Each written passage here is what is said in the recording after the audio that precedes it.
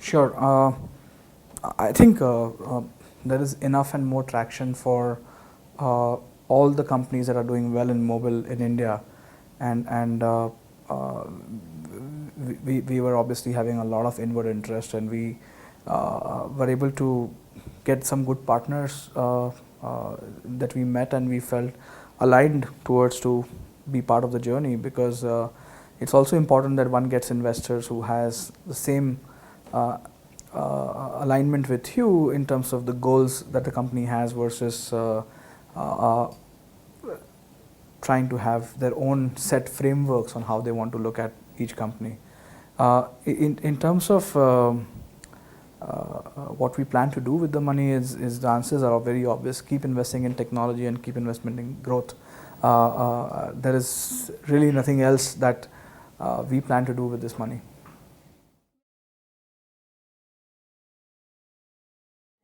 Yeah. So a lot of our future business will be really focus on app as an ecosystem versus web, and as that is happening, a lot of technology will be invested towards all the technologies that help the app ecosystem to really work, be it on the performance side of things, or be it on the payment side of things, or be it a user experience or flow perspective, or just interesting ideas that we can do around location, and so on and so forth. The goal always around technology is that how can you make users experience better and better every time they transact. Philosophy has always been very simple, that every experience with Freecharge has to be around making the journey more rewarding for them, in terms of an association with Freecharge should be more rewarding, and the rewarding has two angles to it. One is we want to incentivize a lot of people to try a new option of recharging for the first time, and second is about making sure that they are able to keep getting more benefits and make their life better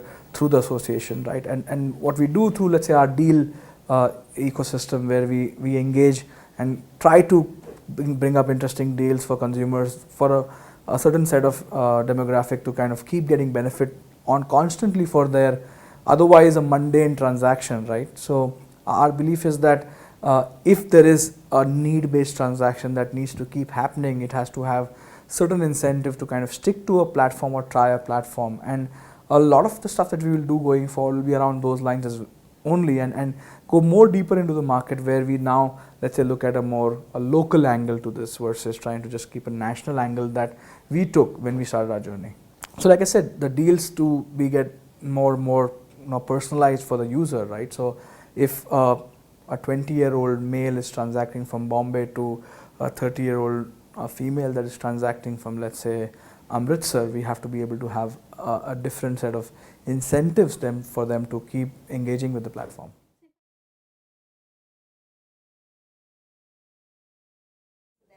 Curating, also ensuring that we are able to match their existing lifestyles by learning from the kind of searches that they do, the kind of interest that they demonstrate by actually asking or searching for certain type of deals with us, and building on an array of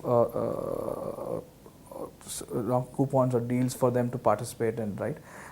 We have learned that there are the aspirations are just quickly rising. Now there was a time where let's say wellness as a category would not have the same kind of traction, but now we see a huge amount of traction from youth on wellness as a category. They want to try a new salon, they want to try getting a different kind of a therapy for their skin, and it's an interesting time where we see some level of disposable income being used in some categories which would otherwise would have been a strain earlier, and we want to make them try different experiences also through that.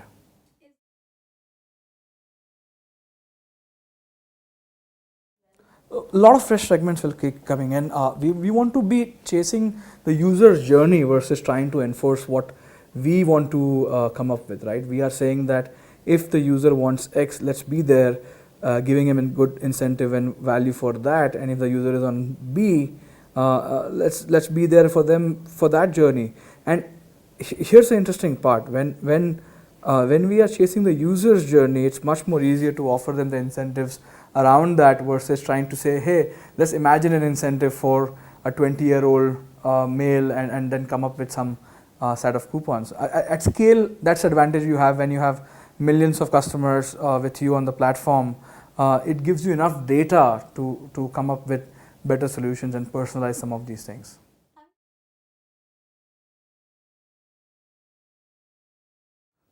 At this point of time, our core product and engineering team would be probably 100 plus already, and maybe that number will probably reach a 200 or so in like 12 to 18 months from now. We probably will also have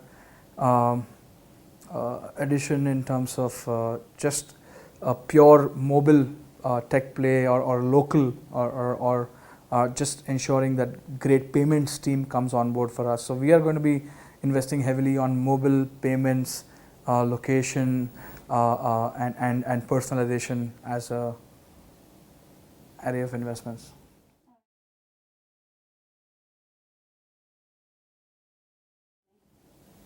Probably would be 200 plus. Would be probably 2x of that, like I said, in 12 to 18 months.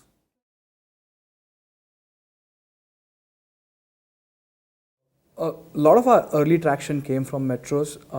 We have seen that since we have taken a lot of ATL approach between television and radio and print, we have noticed that tier 2 is also now equally participating. So right now we probably be at a good 60% metro, 40% non-metro kind of a share right now. Our view is that our share will probably remain still skewed towards metros because of the sheer number of connections and density that exists in metros. And if you look at the TRI data also, you'll see that it's heavily focused around the top 30 cities, and it will continue to be that. So we probably expect this ratio to kind of remain at that level or have a little bit skew here and there.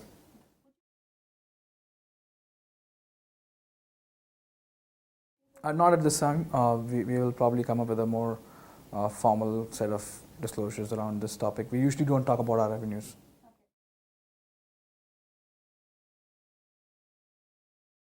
We had a 8 to 10x growth last year.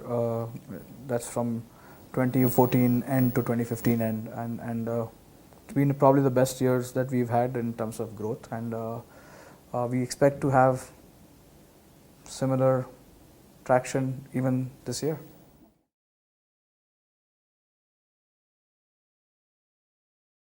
We don't talk about that.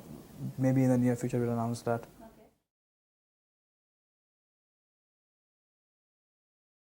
So first of all, there is a huge myth that we compete with these players. First of all, we all compete with an offline category that contributes to 97% of this business, right?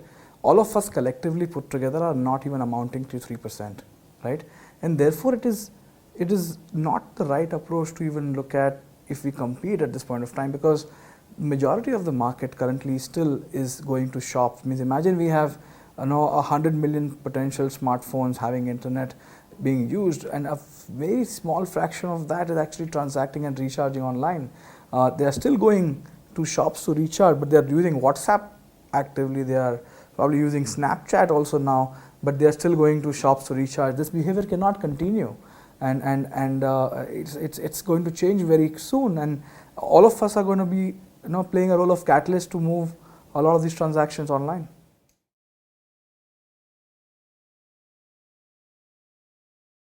Of course it is. Please understand, banks offered this facility for a very long period of time before any of us existed. Operators on their own website offer the service as well, right? So this is a massive market. We are talking about 600, 700 million prepaid active users who recharge probably 3 times or more a month. It's a massive market to talk about, and everything is a competition. But like I said, the competition really lies in the offline world. We have reached nowhere close to collectively to a point where we can say that we are competing right now. We are just probably trying to create our dominance in the market.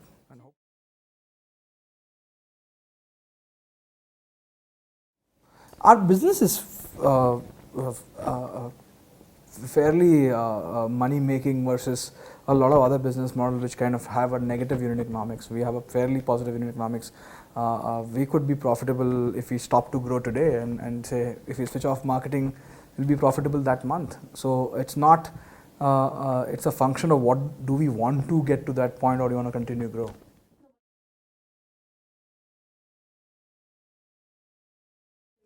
Again, a 10x growth this year probably. Just traction, users, transaction, whatever that.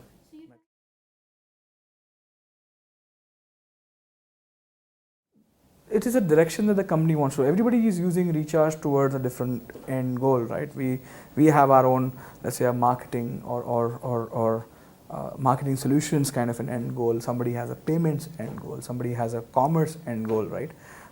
And all of them are using this product category towards that end goal, and therefore we believe that competition cannot be just looked at from what services we are offering at the face of it, but what do we want to do with the customer journey going forward, right? If somebody's intention is to upsell a payment service, or let's say potentially a t-shirt on top of that, it's going to have a very different path, and as the companies evolve, those things will start getting clear, right? And our view is that consumers want simpler applications where they can do one thing at a time, focus on one thing at a time, get things done, have good quality service done on one particular category, and keep building on top of that, versus just kind of have a lot of stuff around that which may not be the need of the hour for them. So it's a call. We believe that our incentive models or our coupon deal models will appeal to a large set of customers even going forward, and we'll continue to do a good job at it.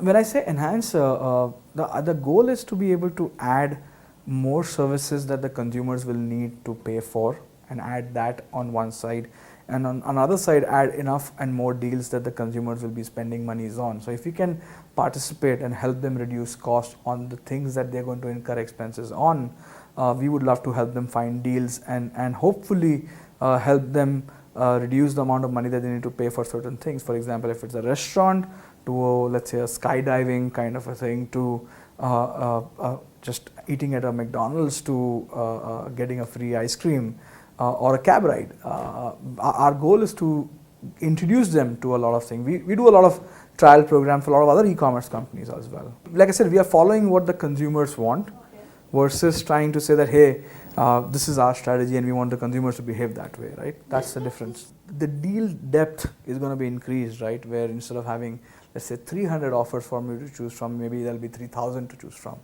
And these 3,000 will have to be aligned towards what your lifestyle as a consumer is, and ensuring that everything around that is kind of taken care of. So if it's skydiving or a cab ride or an ice cream or a coupon for, let's say, potentially an e-commerce company, we have to be there everywhere the consumer wants to spend money on.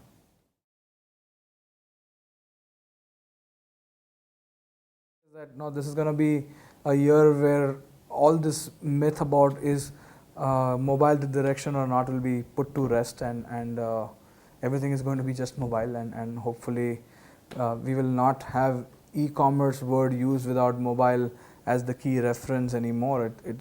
Desktop will not play a significant role in India's journey towards a digital commerce direction. So it's growing rapidly. It wavers anywhere between anywhere between 78 to 90% on any given day. The idea is the focus for us as a company is towards clearly mobile. So therefore, naturally, it will be biased towards mobile going forward. Thank you. Bye bye.